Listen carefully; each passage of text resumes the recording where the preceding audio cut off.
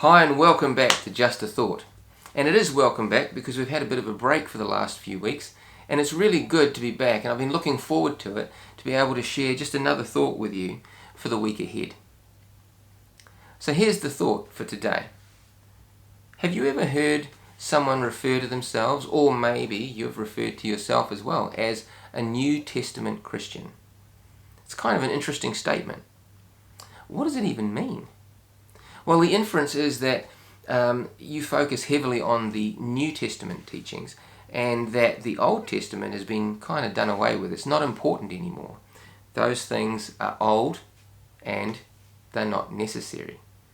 It's an interesting concept, but it seems to make sense because, Jesus is mentioned in the New Testament. 4 Gospels are written there specifically aiming at him. And to be fair, most of Christendom has got its theology or its beliefs out of the New Testament. So, are we all actually New Testament Christians, or does the Old Testament still have a place or a part to play? Well, in answer of that, we can look directly to the New Testament, which is kind of interesting. Paul, in his letter to Timothy, his second letter to Timothy actually, chapter 3, verses 16 and 17, Paul says this, and let's check it out. All Scripture is inspired by God and is useful to teach us what is true and to make us realize what is wrong in our lives. It corrects us when we are wrong and teaches us to do what is right. And God uses it to prepare and equip His people to do every good work. Wow, this is a really interesting statement. Now, most of us would read this and go, oh, well, Paul's saying the Old and the New Testament. And we would apply that today in our 21st century thinking, but that's definitely not what Paul was saying. You see, when Paul wrote these words, there was no such thing as a New Testament. In fact, if we were able to talk to him today, he'd be going, what are you saying? I don't understand you. There's only the Scriptures. That's all there is. So what Paul is referring to here is what we call the Old Testament. And he says every single book there is valuable and is God-inspired and is worthwhile to teach us. He's not mentioning anything about the New Testament because it simply didn't exist. Now, some scholars believe that there may have been 1 or 2 of the gospel accounts circulating around the churches in the first century, in that early first century when Paul was alive. But the possibility, we're not quite sure.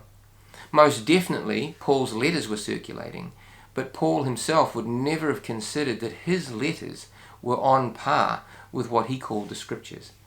He did not consider that he was going to become a major part of what we call the Bible or the Scriptures today. What he's referring to is what we call the Old Testament. And he says that that is where we need to base our faith.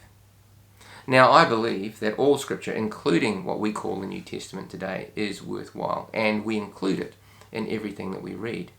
But what Paul's really saying here, what we can take in our 21st century thinking, is that we shouldn't dismiss or throw away the Old Testament, because the bulk of the New Testament actually refers back to the Old. It needs the Old Testament to actually unpack the New, or to even prove the New. Jesus himself said, when he was talking to the Pharisees, he said that you search the Scriptures because in them you think there's salvation, but they speak of me.